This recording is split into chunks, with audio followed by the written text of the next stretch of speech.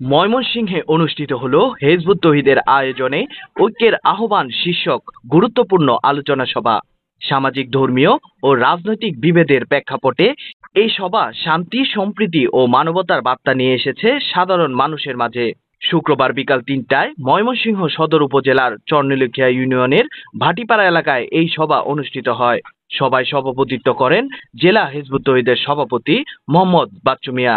প্রধান আলোচক হিসাবে উপস্থিত ছিলেন রহমতুল্লাহ রানা।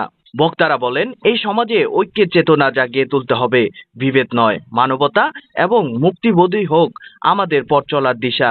তারা আরো বলেন, ধর্মের নামে বিভ্রান্তি ও উগ্রতা প্রতিরোধে সত্যের বার্তা ঘরে ঘরে পৌঁছে দিতে হবে। মারামারি, কাটাকাটি, দাঙ্গা হাঙ্গামায় নিমজ্জিত একটি ক্ষুধার্ত, দরিদ্র, অসহায় একটি জাতি আরবের তৎকালীন অর্ধ পৃথিবীতে ইসলাম প্রতিষ্ঠা করেছিল।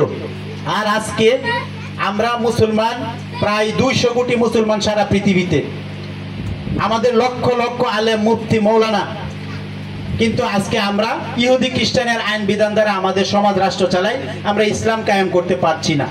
এছাড়াও অনুষ্ঠানে আরো উপস্থিত ছিলেন জেলার সাধারণ সম্পাদক আরিফুল ইসলাম সোহাগ, সদর উপজেলার সভাপতি নাজমুল হাসান, গৌরীপুর উপজেলার সভাপতি লালন মিয়া, নারী সম্পাদক ফাতেমা আক্তার এবং ময়মনসিংহ জেলা হিজবুত তৌহিদের উপদেষ্টা রাজীব আহমেদ প্রমুখ উপস্থিত ছিলেন।